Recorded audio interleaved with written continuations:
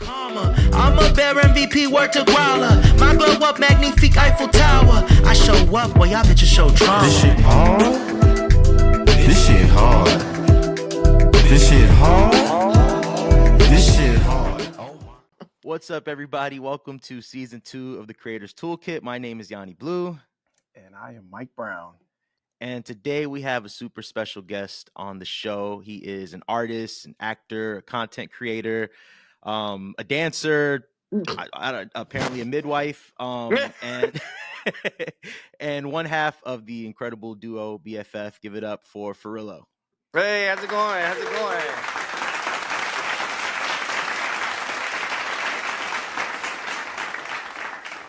I wasn't expecting the claps. I was like, the applause. I didn't know he was going to do that. I like that. That's so cool. Hi. Come on, soundboard. That's yes. fire. Furillo, how you doing today? I'm doing good. I'm doing good. Love How are that. you? How are you both? I'm doing well. You're doing well. Good. Excited to be doing this episode. Uh-huh. So you and I have been chatting for probably, I don't even know how long I've known you or known of you, but I'm a fan of yours for sure for at least like the last year or so. And I was about to say definitely the past year. Yeah. it's been like in the last year or so for sure. And I, as I work with more people and get to know more artists, I realize that we all kind of slot into one of two places. Like there are the people who hate social media and posting and content, and then there are the people who just like seem like they have a natural gift for it. And you're one of those people. Like I've always just admired watching. I think I definitely was following you right before BFF, so it's been like really dope to watch y'all build that up as far as like forward facing on social media and just seeing how present you are. So when we started this season, you were definitely one of the people at the top of my list, especially when I saw that just the success that you've had like relaunching your TikTok. Yeah. So, tell us about that. Like what made you restart your TikTok and what has that journey been like?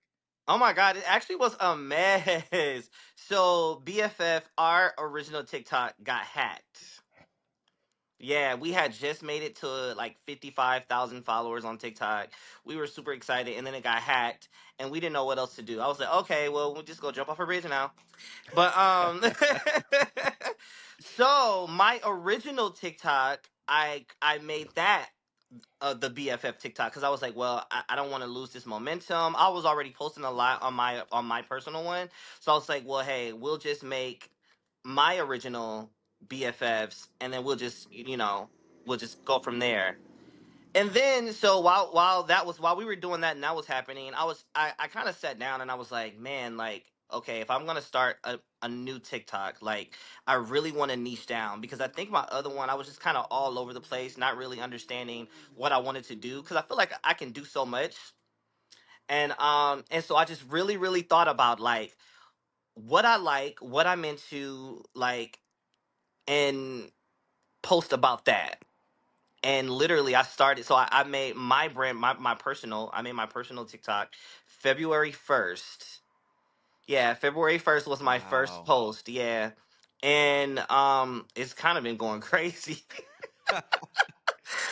I was like, oh my gosh, I get it. I understand. Like it just all just started to kind of make sense. That's insane that you've been able to rebuild so quickly. And I mean, for those who don't know, the BFF page was fairly new as well. And that the original anyway was doing really well too. Because Yeah. what was that, about a year old maybe, or maybe 2 years? Just tops? a year, like a year and a half, yeah. And your numbers on there were crazy too. Yeah. Wow. And it's cool to hear you talk about it because it's obvious that you are, because sometimes people think that creating content and being successful at it is just like throwing spaghetti at a wall, which probably to a certain extent there is. To hear you talk about it, I hear very intentional wording of like, what was my niche? And, Yeah. making sure that there was a focal point. So walk us through that specifically. Like as you stepped back into your solo TikTok account, what was the strategy over this last month? Yeah, so I think I started to notice, like, even just scrolling, I started to notice like what influencers were like really doing, and right, and how they kind of crack down on it. And I think it's really just about a few things. I think it's being relatable, obviously making sure the content is good, right? I feel like when you every now and then you scroll on TikTok and you hear somebody saying post the content, which I think that is true, you should post it. But like, it has to still be good, you know, it has to still be good and entertaining. And I was like, okay, well, how could I be relatable? How can I find like my people? I feel like finding your tribe, your people is like really, really important. And I'm like, okay, like I've always been like a super I guess lack of a better terms, like corny, nerdy guy, like really into the arts, like that's what, you know, they'll say. And so I was like, okay, how can I word this? How can I word my captions to attract the people that are like me? Mm-hmm. And I really, really sat down and thought about it, and I was like, okay, like what if I say, when I was 13, I went and saw this movie in the movie theater a bunch of times, which is true, which is true. This is like, I did like a You Got Served video. And I remember when You Got Served first came out, it changed my life. Oh my gosh. Same. Changed my life. Like, That was my listen. first date. Was You Got Served? Really? Yeah. Wow. Oh my God, that's so dope. That's so dope. But yeah, so I saw You Got Served 4 times in a movie theater. Four Yeah. times, literally. I bought the soundtrack, so I got, and it was a special screening ticket inside. So I got to see it the day before it came out, the day it came out, and then I went to see it that Saturday and that Sunday. Is like literally stuck in the movie theater. So I Mm-hmm. was like, well, I'm just gonna make this my caption, and that was kind of the first video to kind of go crazy. And I was like, oh my God, there we go. I knew it. And so then I just kind of just kept making my captions just like super, super relatable that that targets like a certain demographic of people. Wow. And when you say caption, you mean like the on-screen caption or the actual text or both? The on screen Okay. caption, right? Well, yeah, the on screen caption, because people you can, first of all, you can't even really see the other caption. Like Right. when you're scrolling, it doesn't really pop up. Okay. So you're putting everything on screen. That makes sense. Yeah, put it right on the put it right on the screen. Put it right on the screen. That's genius. I appreciate you mentioning that word demographic because that's what I was going to ask you. Like, how did you decide to choose TikTok as your platform to use? Like, do you feel like your demographic and what is your demographic? Because I think about that with our social media and what we do. Like, how do we choose who to focus on? Beautiful. Just Yeah, yeah. knowing some of the information that we know about our demographic. Well, first I think you have to understand each social media app I think is used for very different specific things, you know. And like me and my friends, we actually classify them as it's very high school, right? I think Instagram are, if we're talking about Mean Girls, the movie, for example, right? I think Instagram are the plastics, right? Instagram is Regina George and Gretchen Wieners, right? Like you have to come a certain type of way on Instagram in order to even crack the algorithm and for people to like it or comment it or people to see it, right? And then I think TikTok is more like the nicest, the coolest people you'll ever meet, right? That in Mean Girls, that was I'm forgetting names right now, but you know what I mean, Yeah. right? You know what I mean? Yeah, yeah, yeah. So Damien. I think once you classify it like that, I think that kind of made it easier for me to choose which one I feel like my people would be. You know, like I was saying earlier, like I think like I feel like my demographic is very I'm 33, right? So very nostalgic 90s babies, right? So that's why if you look at my content, all of my content is kind of geared towards that early 2000s era of what was happening. And Mm-hmm. I think that was probably like one of the best times for like everybody. Like everybody was just having fun around that time. So I think when I was deciding that, I thought about that too. I was like what was fun? Because I feel like I'm a very fun person. I like to laugh. Same thing with my sister Brila. Like even when we did our TikTok, we were like, let's just be us. Like let's just be us. And I feel like we'll find exactly who, or people that we will find and they will find exactly like who we are. The people that needs to find us basically. Right. We our first or our second episode that's gonna come out before this one, we interviewed Lottie Day, who I know that you know. You guys are you two are the most busiest people on Twitter. I swear. Nobody's busier Lottie than Day. you Oh on. yeah, I know Lottie. Yeah, yeah, Yes, y'all yeah. the busiest people on Twitter. And Lottie had she does a lot like all of us, and she talks about finding ways to not so much compartmentalize, but showing up how you need to wherever you need to show up. Like instead of picking a lane, she's like wherever I'm at. If I must need to be a songwriter there, I'll be a songwriter. If I need to be a manager there, so and that's just like in the real world. But when you talk about social media, and I know you talked about picking a niche and stuff like that, and you do so much, do you feel pressure sometimes to lean into one thing than the other? Like, for example, with the TikTok, I know that dance videos go crazy there. Do you feel like you have to focus on dancing, or is there space for your acting work? Is there space for your artist work? Yeah, I used to think like that. I used to like feel like I had to do that, but now I feel like um I'm finding right now I'm in the process of finding a way to combine all three. Mm, Yeah, I'm finding that out now. Like, get like even I post like my acting stuff in between, but even when I'm posting my acting stuff, I kind of still relate it to that niche that I kind of already built. Like, I have a video now that I'm posting today. I haven't posted it yet, but I'm posting today. I did it last night. exclusive. Yeah, I did it last night where like I act out this scene from Cheetah Girls or whatever, you know, Okay. and Which scene is it?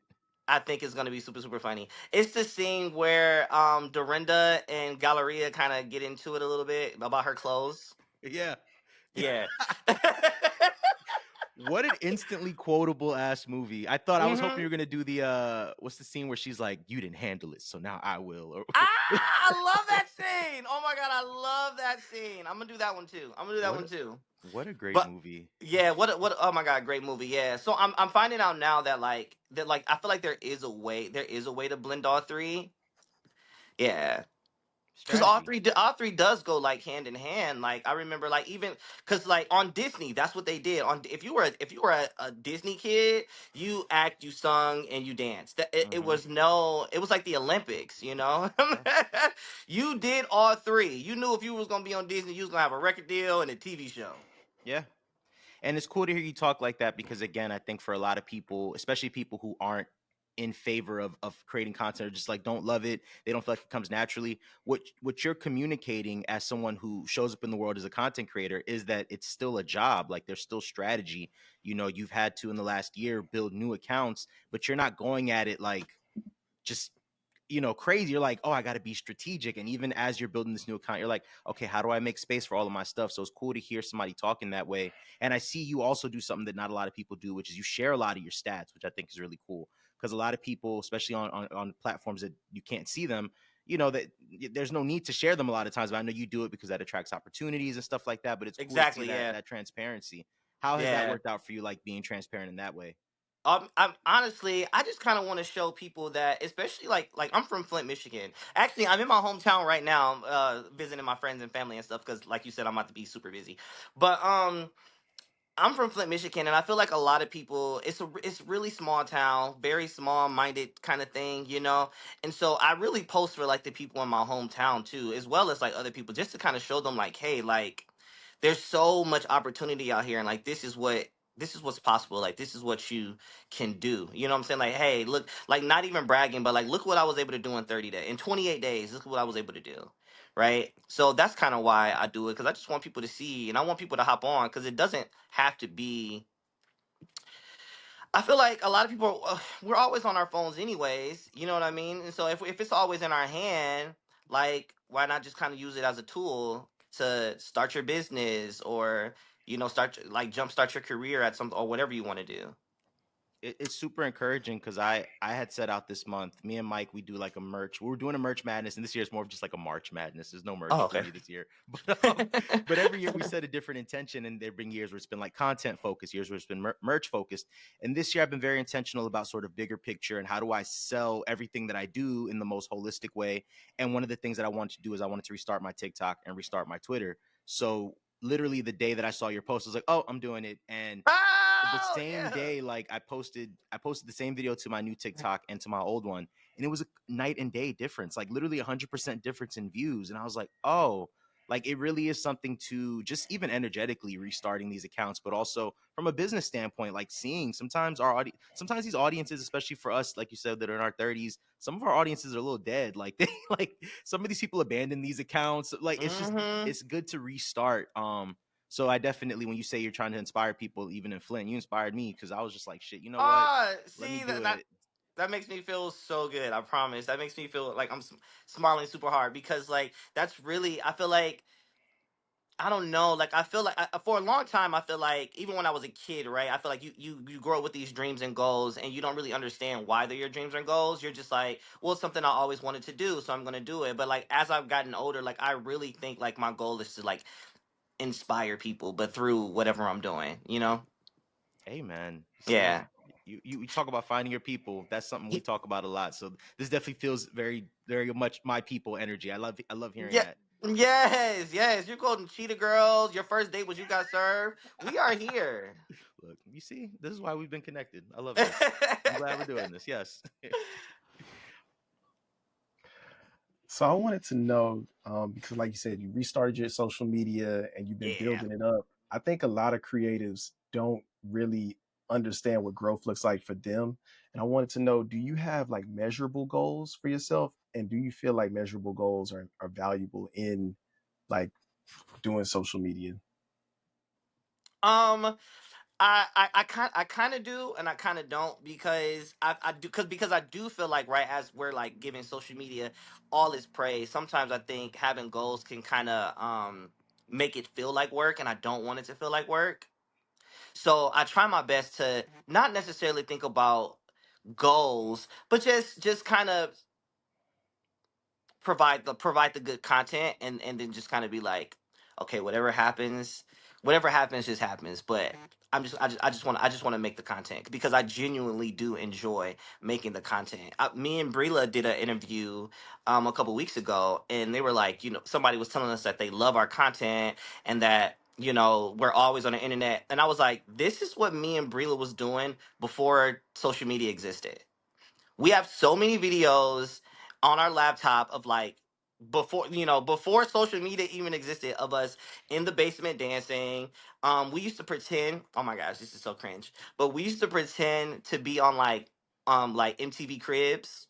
Ah, Like that was like a thing. Like I would just like she'll pop up with the camera, and I'll open the door and I'll be like, "What's up, MTV? Welcome to my crib." And I'll just like show people around like the house. Like literally, that's the type of shit like that we did growing up, or pretending we were on 106 in Park. What? Oh my you've been god! manifesting this. That's L- powerful. Literally, this is what we used to do when we were little. So I feel like we do have like certain goals as far as like, okay, like uh how many followers do we want to try to hit, um what type of goals on what type of content we want to kind of advance to, goals like that. But we really try not to even like pressure ourselves that way. I feel like it can feel like work, and we don't want it to feel like work. Yeah, Yeah. I appreciate you sharing that. I used to Yeah. do like my own cribs in the dorm room, but yeah, I do feel like those See, measurable we here goals are, too. yeah, I feel like those measurable goals are valuable because, like you said, we have a certain number of followers we want to hit. Yeah. And if you don't hit that in that amount of time, you know that you have to pivot somewhere as opposed to working at that and being angry at yourself for not hitting that. So But not hitting I it. Yeah. appreciate, yeah, I appreciate you sharing that. Yeah. Yeah. It could be hard, and like it can make it feel like pressure, like super like a lot of pressure to kind of hit something, especially when, because like we have done that before. We're like literally, so like right before the BFF page got hacked, we hit 55K, and we was like, oh my god, we want 60, and it was just all this pressure, and we were just pushing out content. But like I think you can even look now, if you look at like the last 6, well, no, not the last 6, because we've been posting. So if you scroll to the third row, because it's 3 in a row. So if you scroll to the third row, and then like that third row, those views suck. Even till this day, because I think we weren't, because at that point we weren't really having fun with it. We were just trying to reach a goal. And we were like, well, let's make this. Everybody's doing this, so let's make this. Everybody's doing this, so let's do something like this. And those are the videos that did not do well. And I was like, okay. And then our page got hacked. And so I was like, oh my God, the universe is telling us not to do that. But we got our page back, by the way. I don't know if I said that or not. We got our page back. No, okay, that's good. Even though you, Yeah. you built a new one, but yeah, that's fire. Okay. Yeah, And yeah, Um, yeah. I it definitely definitely. don't want to skip over what you said though about when you were trying to do trending content and how it wasn't working Oh my God, and no. creating your own content. What is Like, what is your process of like creating your own content so people know Mm-hmm. what that looks like? Oh, okay. Oh, this is fun. Okay, so first, at least with my personal page, I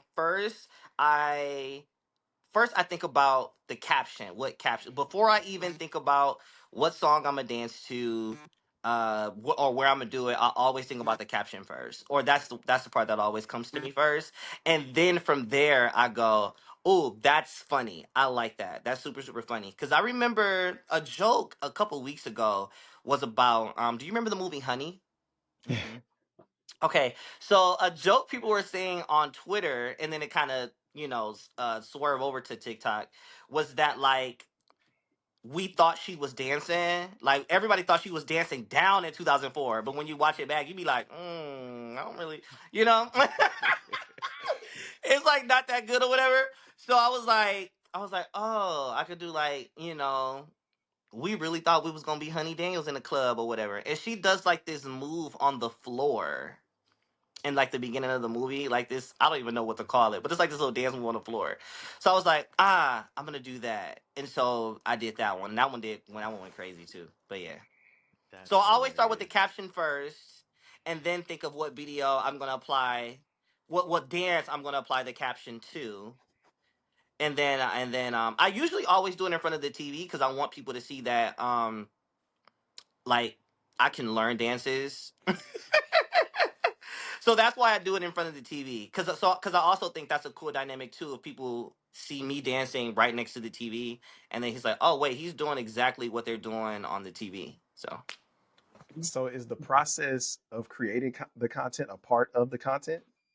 yes, a part of the yeah. Cause what I just started doing actually, and it's so I just started going live and learning the dance on Oh live. wow. Okay. So I just started that, yeah. So I learned the dance on live, have people watch me learn it, and then I get off after I get it, I get off live, and then I post, do the record the content and then post it. That's fire. Yeah. Yeah, thank you. Nothing goes to waste like that. Yeah, you get content out of all of it. That's brilliant. Yeah. Talking about bad dancing, you got me rethinking about Save the Last Dance and how Oh terrible that my gosh. was. Okay, so I have I have that in my drafts too. I Yes, haven't I have to posted see it yet that. because that one I don't have a caption for yet. Oh I did it wow, like okay. 4 days ago. So that one I didn't do a caption. Somebody commented and was like, "You should do Save the Last Dance," and so I just recorded it. But I'm like, damn, I don't have a funny caption. So I'm trying to figure it out. I hope that people take away from this, like, you definitely you have, you're blessed that you actually really care about it. And I think more people care about it than not. I think sometimes people get intimidated by creating content, but I think a lot of people care. But That's really it's a what I think so yeah. too. I think people really actually do care about it. I do think it is intimidating, especially like when you feel like you're posting and you're once again, trying to measure those goals, right? And then you post, you have this expectation of, oh, you post something and it's just gonna go crazy, and then it doesn't, and now your feelings is hurt. You But know you're what I but you mean? but you're passionate, like, and I mean you're strategic as well and passionate. I think that's something that I hope people take away from it is like, yes, you really enjoy it, you're good at it, but you're also, as you're talking, you're dropping little gems of like the caption for, I don't have the caption yet. What is my, you're very intentional, and I hope more people take that away, because that's really what it boils down to. Is just like, at the end of the day, you're having fun first and Yeah. foremost, and then from Mm-hmm. there you're also creating space for yourself to learn. And I can tell that you are paying attention to the numbers, even if they're not like in the forefront of your mind, or at least not anymore. Like, it seems like you've created a healthy balance of like pushing those to the back, make the video I like, check the Yeah. numbers later, and then adjust. Check the numbers later. Yeah. Yeah, because I feel like if you're creating the content you enjoy, that you really really like, then once again you're gonna the people are gonna find it. The people you want to find it are going to find it. If you go through the comments in my videos, it's so funny. Like, literally mostly all the comments are, "Oh my god, did we live the same life? Did we all live the same life?" Because I couldn't been the only motherfucker in my living room dancing watching 106 in Park. I know I Right. can't be the only one. Yeah. Right? So I think that's so cool. So yeah. What do you think makes an engaging post? Because, like you said, having people comment, like, what do you think is something that inspires people to comment? Yeah. I really think hitting people where I feel like it can be funny, it can be heartfelt. I think my content is like I think my content is really wholesome and it makes people feel good. And I think anytime someone is watching something and it makes them smile or it makes them remember something, right? It unlocks a memory, um, makes them laugh. I feel like or makes them horny, right? If for the OF creators, right? You know, I feel like those are the things that make people comment. That's real. Yeah. Yeah, I really do. I feel like nostalgia works. I mean, like even in music, they always say like two things work really well in music: sex and nostalgia. Mm-hmm. Like those are the two top. Those are like the two topics that always kind of um works for whatever you're doing. And I think content creators, it kind of works the same way. You know, I think nostalgia and something, eye catching, right?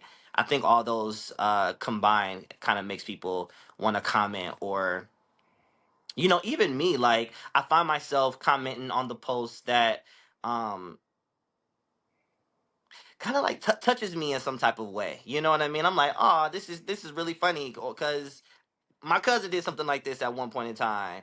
Or like I always end up commenting and be like, oh my god, I used to do the same thing when I was little too. Like it makes you feel seen. It makes you feel like you weren't the only one. Because even when I was younger, I did have Brila, but outside of Brila, like I didn't really have friends that were interested in like the same things as me. Mm-hmm. You know, like I was a huge wrestling fan, and like none of my friends liked wrestling. Like I was always watching wrestling by myself. You know what I mean? So I feel like I've been trying to tie that into my content too. I just don't know how yet. But anyway, um, so I feel like when you make a post and it makes people feel like they're not the only ones that do this or they're not the only ones that feel like this. I think that's the engaging part. Like that's what makes them go, oh snap! Like I want to follow this person and see what they're gonna post next. That's real. Like that relatability. Mm-hmm. Relatability. Yes. I do have a question for both of y'all, Hmm. because I do know, yeah, I do know that there are a lot of creators, like Yanni said earlier, that don't like doing the social media, but are incredibly talented.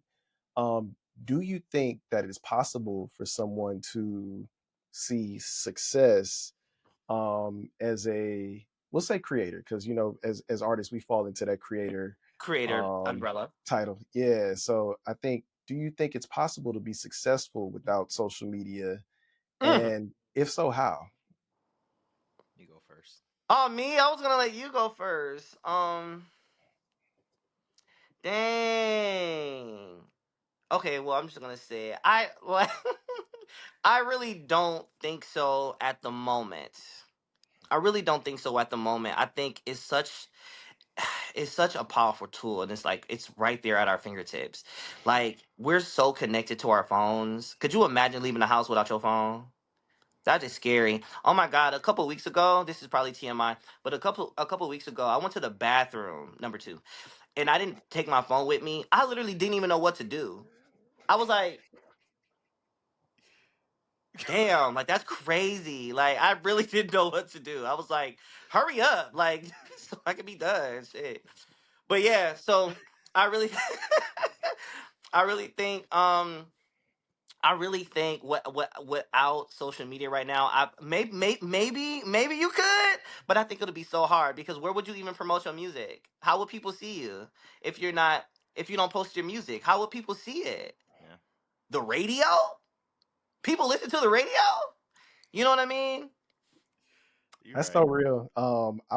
I attended a Apple podcast event last week, but they mentioned that like 17 billion people use iPhones. So it's That's almost like crazy. you have to be you have your podcast has to be on Apple to even tap into those 17 billion people that could possibly discover what you have. So yeah, that's Yeah. I agree with that.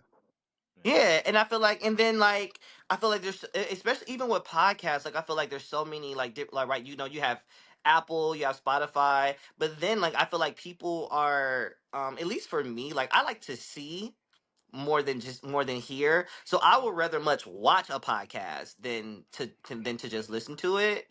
So like even YouTube, put the stream that record this shit and put it on YouTube later. You know, Yeah. so people can watch it back.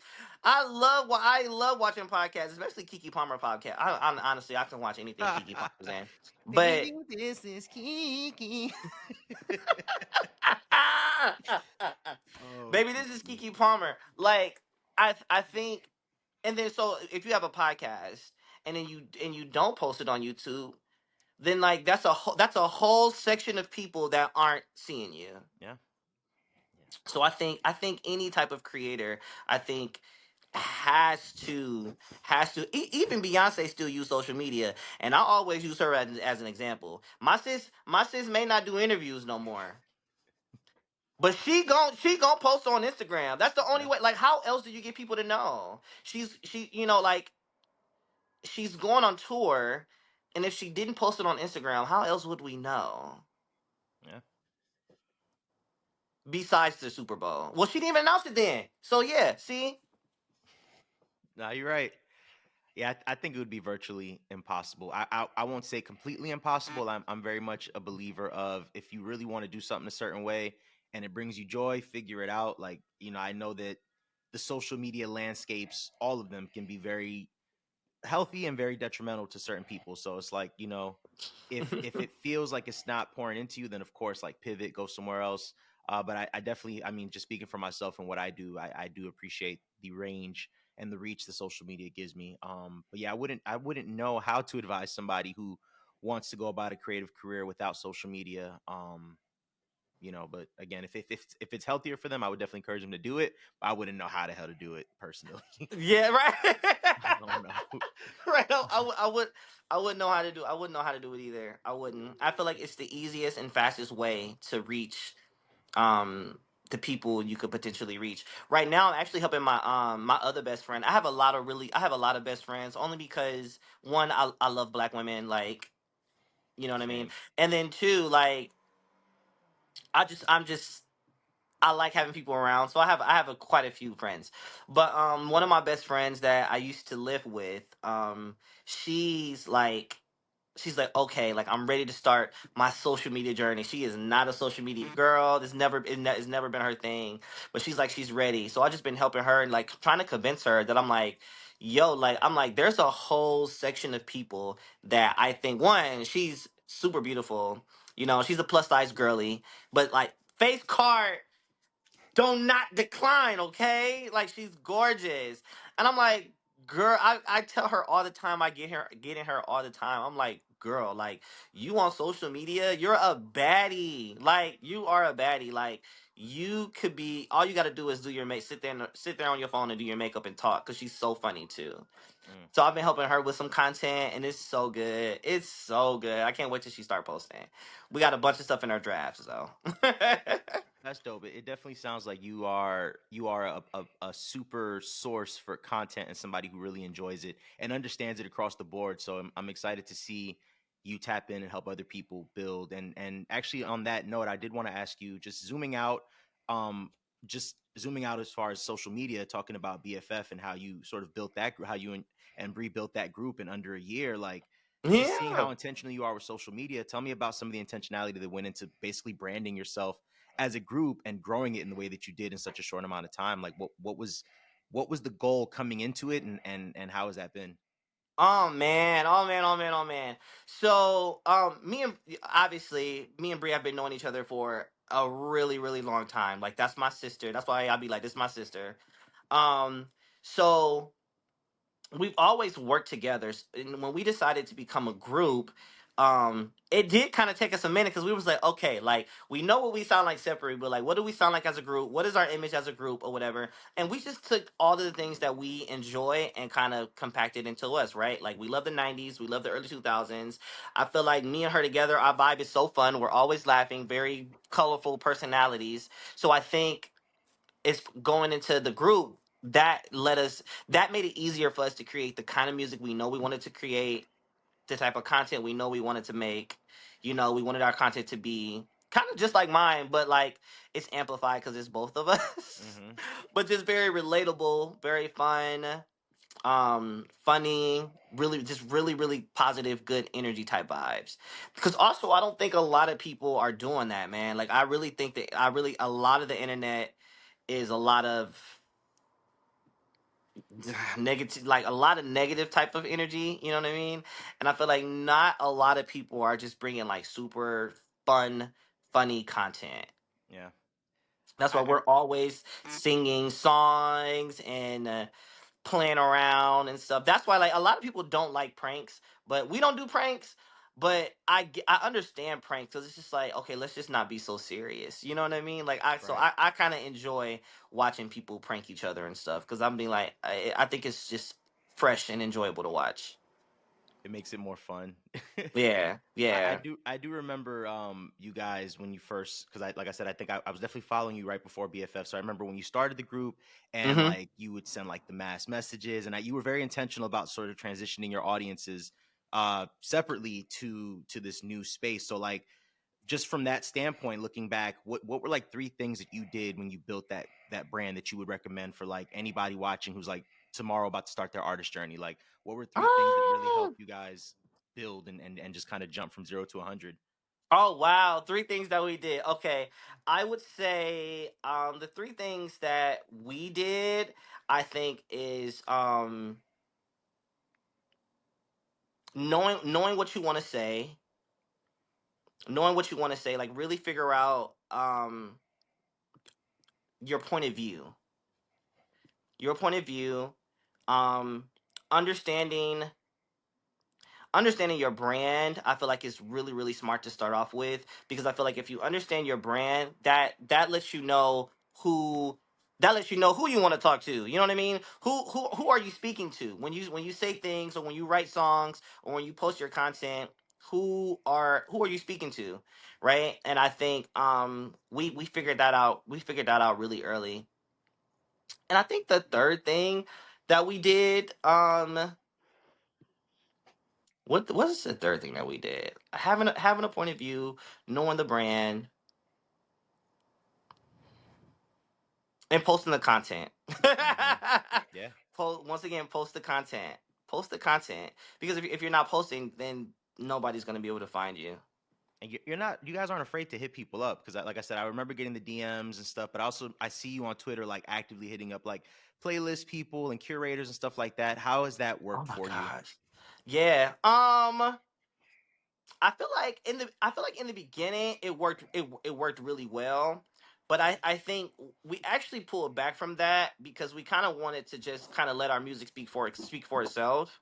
And I think that has actually worked way more Mm-hmm. of kind of taking like pulling back from hitting people up so much, you know. I do think it works sometimes, but honestly, I would say like pulling back and just kind of letting our music speak for itself. I really think that worked even more better. Yeah.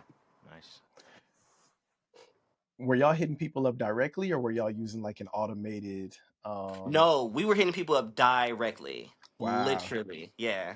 that's Directly. Like, "Hey, this us," you know? I remember I used to like I said, I didn't really know you at the time, but I remember getting the DMs and I was just like, this is dope, but also like we talk about again things that you see other people do that you're like, I don't know if I'd be good at that. Like I remember trying like the DM campaigns and just it would feel so cringe for me because like people wouldn't respond or like so when I saw you guys do it, I'm like, shout out to them because that is could be soul crushing sometimes. People are just Oh like, my God! stop Is that messaging me. once again going back to like having those measurable goals of what you think is going to happen and it doesn't happen? You know, we were like, okay, let's pull back from that and let's just focus on like the art and then post that. And I think I really think that changed everything when we start to put a little bit more into the art, into the way things looked, been more intentional about our aesthetic and our brand and stuff like that. And then I think it just kind of gradually just found its people. It found who it was supposed to find. Mm, Yeah. I love that. Yeah. Like oh my gosh, I love you and Amir's everything. Thank you. Like I just love it so much, like so much. I feel like our groups are cousins. Our groups are cousins. Yes, on our mama's side, Yeah, like we definitely because have you the know you're same aunties closer and to the cousins uncles. on your mama's side. Yeah. We definitely got the same influences and aunties and uncles. So I think that for sure watching you guys spoke to me the most as a audience member of like, oh, this is all stuff that I would do and that I really enjoy. But it definitely felt very unique to you guys and where you're from. And like, yeah, so yeah, we Yes. definitely we have to do a group song at some point Yes. Oh my God! Please, please, and please, do a please. joint Yes. tour. Oh my God! Oh my God! Oh my God! That'll be so much fun. Speaking of shows, really quick, I want to get into South by Southwest because I mean, congrats on that. 2 years Yes. in a row, right? This is your second Two year? year, 2 years in a row. Yes. I want to talk about one thing I see you guys doing again that I love. There's definitely so much transparency in what you do.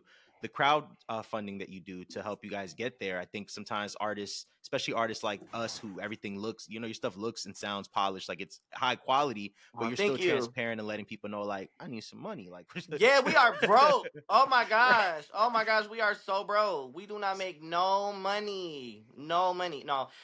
Yeah, yeah. Especially for something like South by Southwest, Southwest. It's such a big deal.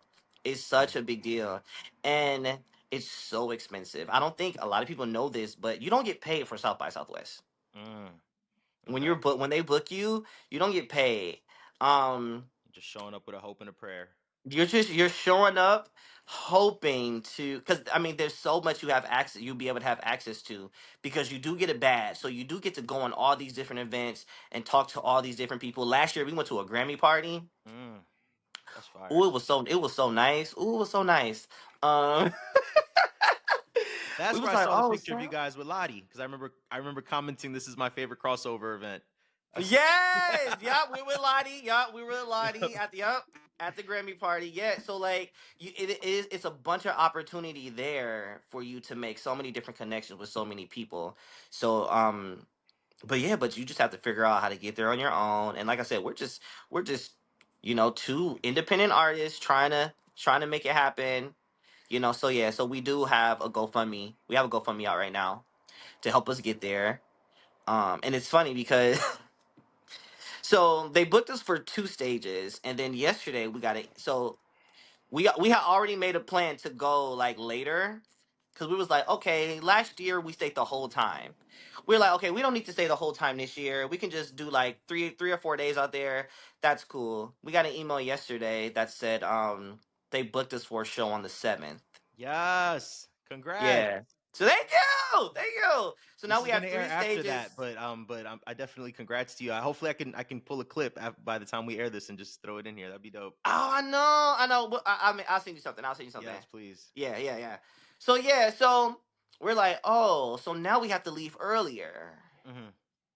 So we're just trying, man, the independent life and I that love it. independent thug life, Right. Any advice or any experience that you've had in crowdfunding that you'd want to share just now because I know you guys did some funding last year. Just you want to share We- for independent artists trying to Oh trying my to gosh, get where yes, they're at? yes. Don't be afraid to ask your cousins and people that you know. And it doesn't have to be a lot. Like, if 10 people can give you $10, that's $100. Yeah. I think a lot of people think, when you need a certain amount that they have to give a lot, and a little goes so far, so far. So yeah, call them cousins, call them aunties, tell grandma what's going on. I like that. Yeah, don't be scared. Right. I'm excited for y'all. Thank you. We're excited too. Um, where do you feel with because you do so much incredible stuff? And we didn't even really get into your acting, but congrats on a lot because I see you post a lot about that. That seems really Thank freaking you. cool. Thank you. I have a hat on right now because I have my first speaking role in a movie Oh that I'll wow! be filming right after South by, and they want Congrats. me to grow my hair out. So You got a little fro under there. yes. Oh, I don't know if I like it. But I'm Sacrificing for the committing to art. the character. There you go. Well, that's what I was Yeah. going to ask you. I was going to ask with everything that you do. This season we've been highlighting multi hyphenates and people that do a lot. But I always like to ask, like, where do you feel the most creative with everything that you do, if there is one specific place? Oh man, where do I feel the most creative? Okay, I will say I feel the most creative in the studio. I feel the most creative in the studio or in like rehearsal for a show. Hmm. Yeah. But I love acting, man. I love acting so much.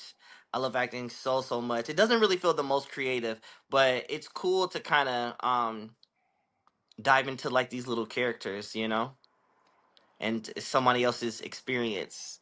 Yeah. That's dope. Okay, that's fire. Thank you. Um, let me see what else we got. I had a whole list of questions for you, and I've completely gone off script because I'm just so intrigued by like, Oh, especially it's the social okay. media journey. Because again, for us, for myself, I'll say for myself, I do enjoy it, but there are times where it feels daunting. So it is so cool to talk to people that do so well at it. But I'm also really refreshed to know how intentional and strategic you are, because I think people don't realize like, that it doesn't just happen. These people that with the million of followers, there's a plan, there's a strategy, there's a There's fucking a schedule. there is a strategy there, and what I think is cool about it is, there's no blueprint. So I don't think everybody's strategy is the same. Right. I don't think one. I'm sorry. I don't think one strategy works for everybody. I think people say post the content because you never know which one is kind of gonna be the one that attracts people for whatever reason it attracts them for, right? And I think then once you say you're posting 3 times a day every day, and then one day that last video is the one that kind of goes crazy for you, right? It does really good numbers for you. That's the video of that's it right there. So I think what a lot of people don't recognize that that's it right there. You know what I mean? Like I feel like they'll do that and then they'll be like, okay, I'm gonna do something else in my next video. No, what are you doing? You just found it. You just found it. You just found it. So now do that, and then and just keep doing that. But then still find ways to incorporate what you just did, but with something else. That just made me think of Cheetah Girls. Don't you like what we just did? Don't you like? Yes.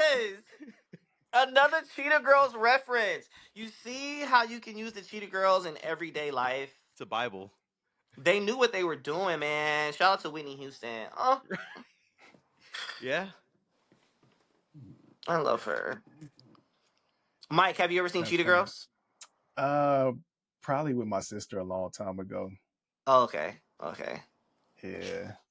I do have one more question for you though. Hit, Being that hit this me. is the creator's toolkit, we like to share tools with creatives. So what is one tool in your toolkit that you can share with other creatives? One tool in my toolkit. What do you mean?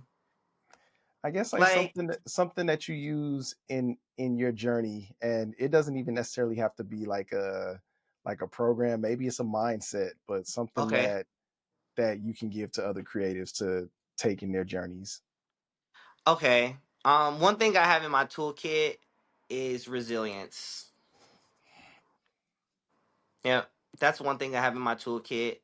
I feel like growing up a dancer, I feel like you build a lot of tough skin growing up as a dancer. And that's what I did for a really, really, really, really, really, really long time.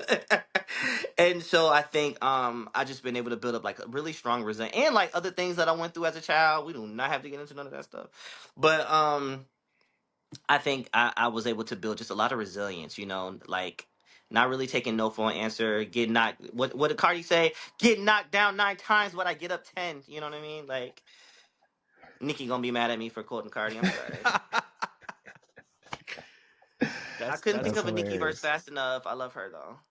No, it's all good. I really do appreciate you sharing that though, because I think resilience is so valuable. Just being on this Especially for journey. creatives, because I feel like for creatives, we don't get like instant gratification, Uh-uh. and I think um and this is no like shade to my 9 to 5ers, but I feel like that's why like 9 to 5ers don't want to be creative, because I feel like when you do a 9 to 5, you every 2 weeks, every other Friday you get instant gratification from what you did the prior 2 weeks. And any type of creative that you don't, you just don't. No, Yeah, so you gotta have that resilience. You gotta have that keep going in you. Because especially if you don't, it's gonna be so hard, I was gonna even say, harder. Sorry. especially as and one thing we didn't get to touch on, but one thing that we all share in common is like, especially being queer artists in industries that like really don't, they're doing better at seeing us, but they don't always see us, and there's definitely not always space for us. So, and I know when I was doing my research on you, another thing that I noticed you were very intentional about is making sure that your queerness is something that is represented in everything that you do. Like every interview that I read, like you're very intentional about that. So Yes, I it's am so the sponge. important. I'm that SpongeBob meme. Which one? He be like this. His Oh hand be like yes, that. I'm gonna have to send it to you. That yes, is me. That yes. I am the SpongeBob meme. I'm the SpongeBob meme.